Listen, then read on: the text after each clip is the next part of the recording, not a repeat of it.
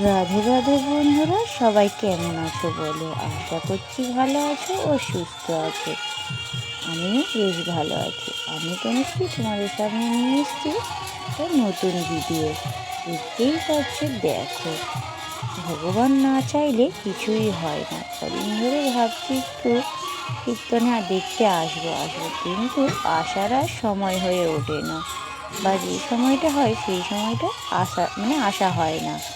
তাই বলে ভগবান না চাইলে কি আর সব কিছু হয়? সে যদি না চায় তুমি তার দরজায় আসো, তাহলে তুমি আসবে কি করে? আগের দিন এসেছিলাম, এই যে দেখো এনাদের দরজা ছিল বন্ধ। তা আজকে এসেছি, দেখছি এনাদের দরজা খোলা রয়েছে। তো এনাদের একটু দর্শন করে নিলাম। রাধা গোবিন্দ, এই হচ্ছে আমাদের রাধা গোবিন্দর মন্দির। আর রাধা গোবিন্দর সামনে এতটা লাইট দিয়েছে, ঠাকুরগুলোকে ভালো করে বোঝা যাচ্ছে না, এতটা লাইট ফেলেছে। তো যাই হোক, যেমনই হোক, তবু সে হচ্ছে ভগবান। সে সব কিছুতেই সুন্দর। এই ছিল মন্দিরের ভিতরে স্বাদ। আর এই যে দেখো, ইনি একজন বিখ্যাত লোক যে গান করছে। এনাকে চেনে না এমন হয়তো কেউ নেই, অনেকেই চেনে। ইনি খুব নাম করা রাধাপদ ঘোষ। ইনি আমাদের এই সোনাখালিতে এলে তো আমাদের সোনাখালির আসরটা একদম জমে যায়, আর প্রচুর লোক ভর্তি হয়ে যায়। আর এনার পালাটা বিশেষ করে যদি সন্ধ্যা 7টা থেকে হতো, টাইমটা 7টা থেকে রাত 10টা পর্যন্ত, তাহলে আরও লোক হতো। ইনি উঠেছিল আর কি বিকেল 3টের সময়। বিকেল 3টের সময় তো আর সমস্ত দোকানদাররা দোকান বন্ধ করতে পারে না। তাও যতটা লোক হয়েছিল, বসার জায়গা কুলায়নি আর কি। অনেক দূর, প্রথমেই তোমরা দেখেছো অনেকটা দূর থেকে আমি ভিডিওটা করেছিলাম। তারপরে আমি চলে এসেছিলাম আমাদের মন্দিরের সামনে, মন্দিরের ভিতরে এসেছিলাম। এই যে মন্দিরের পাশে দাঁড়িয়ে এখানে দেখো, এই যে ভিডিও চলছে, লাইভ শো হচ্ছে।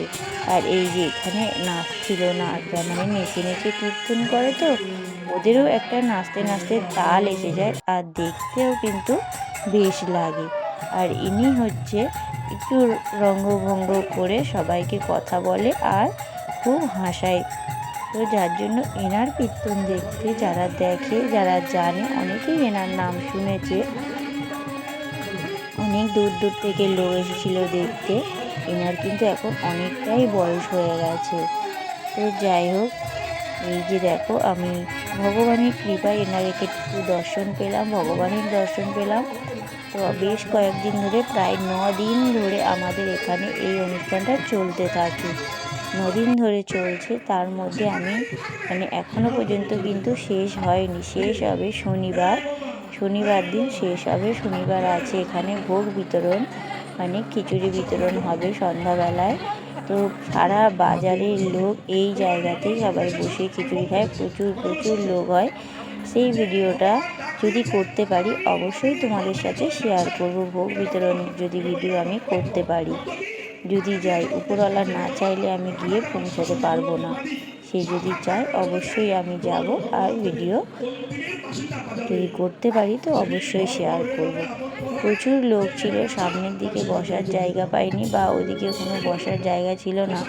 তাই আমি সাইডে দাঁড়িয়ে দাঁড়িয়ে শুনছিলাম। অনেকেই দাঁড়িয়েছিল এখানে, তাই একটু ভিডিও করছিলাম বলে এক দাদাভাই বলেছিল যে ভিডিও করার কি আছে, লাইভ শো চলছে, লাইভ শোতে দেখে নাও। কিন্তু সেখানে আমি কোনো কিছু বলতে পারলাম না, বা কিছু বলিনি। কারণ এখন আমাদের এই ভিডিও করাটা অনেকে এখন খারাপ চোখে দেখে, অনেকে অনেক রকম মন্তব্য করে, যে যার মতো কথা বলে। যে কোনো কাজ করার আগে অনেকে অনেক কথা বলবে, কিন্তু তুমি যখন সফলতা পাবে তখন কিন্তু সবাই বাহবা দেবে, কিন্তু আগের কষ্টটা বা আগের জার্নিটা কেউ দেখতে আসবে না। তখন যে যার মুখে যা কথা আসবে তাই বলতে থাকবে। কিন্তু যখন তুমি একবার সফলতা পাবে, বা সফলতা যখন অর্জন করতে পারবে, তখন কিন্তু সবার মুখে তুমি শুধু বাহবাটাই শুনতে পাবে। তখন তোমার নামে অনেক ভালো ভালো কথা সবাই বলবে। কিন্তু তার আগে যে তুমি কষ্টটা করবে, যে জার্নিটা করবে, সেটা তোমার দিকে কেউ দেখবে না বা সেটা কেউ বলতে আসবে না। তখন সেটার বেলা সবাই চারটে খারাপ কথা বলতে পিছুপা হবে না। এই যে দেখতে পাচ্ছ এখানে আমের পল্লব নিয়ে যাচ্ছে এক দাদু। আর প্রথমেই মন্দিরে দেখেছো যে কাজ চলছিল, মন্দিরে ঘট বসানো হবে মাঘী পূর্ণিমার তিথিতে, তাই সেখানে ওগুলো সব রেডি করছিল, রাত্রিবেলা গঙ্গা বরণে যাবে তার জন্য। আর আমাদের এখানে এই কীর্তনটা বলতেই পারো কীর্তন চলছে অথচ ঘট বসেনি। তার কারণ হচ্ছে মানে সারা ঘট বসে গেলে কীর্তনের আসর ফাঁকা দেওয়া যাবে না, মানে কীর্তনের আসর বন্ধ করা যাবে না এই জায়গাটা।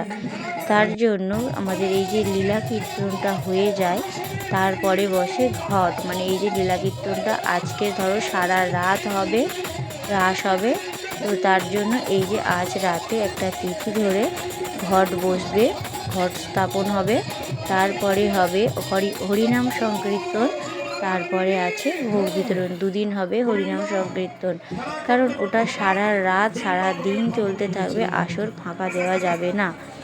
আর এই যে লীলা কীর্তন সারা রাতের তো পারমিশন পায় না, বা পারমিশন পেলেও সারা রাত চললে বাজারে একটাও লোক থাকে না। যদি লোক না থাকে তাহলে কেমন লাগে, বিশেষ করে অনেক রাত্রে রাত 10টা পর্যন্ত করে 3 দিন হয়েছে, 3 দিন রাত 10টা পর্যন্ত লীলা কীর্তন হয়েছে। ওদিকে 2 দিন ভগবত পাঠ হয়েছে, প্রথম 2 দিন ভগবত পাঠ হয়েছে, তারপরে যে 3 দিন রাত 10টা পর্যন্ত হয়েছে লীলা কীর্তন। আর মোট 4 দিন হয়েছে লীলা কীর্তন, কিন্তু 3 দিন রাত 10টা আর 1 দিন এই যেদিন ঘট বসেছে সেই দিন হচ্ছে পুরো সারা রাত রাস রাস হয়েছে সেদিন। আর তারপরের দিন 2 দিন আছে হরিনাম সংকীর্তন, মানে আসর ফাঁকা যাবে না। আর তারপরে হচ্ছে ভোগ বিতরণ হবে, তো মহাপ্রভুর ভোগ বিতরণ হবে। আর এই যে দেখো এনার সময় হয়ে গেছে, এবার ইনি আসর থেকে নেমে যাবে। আর আরেকটা দল ঢুকছে দেখো ওদিকে, এরা হচ্ছে এই যে চারিদিকটা ঘুরে নিচ্ছে, আর এখানে এই যে গঙ্গা জল ছিটাচ্ছে, ধুনো দেওয়া হচ্ছে, দিয়ে আর একটা দল মঞ্চে মানে তুলবে আর কি, সেই জন্য এই যে ওরা এবারে নেমে যাবে। তো এখানে এই পালাটা আমি তো পুরো দেখতে পারিনি, প্রায় 1-1.5 ঘন্টার মতো ছিলাম, মানে লাস্টের দিকে এসেছিলাম। বাড়ির সমস্ত কাজকর্ম সেরে সমস্ত কিছু সব দিকে দেখে শুনে তারপরে বিকেল টাইমটা একা এসেছিলাম, বিকেলটাও না প্রায় সন্ধ্যা হব। এনার একটু হরিনামটা দেখে নিয়ে আমি বাড়ি চলে যাব।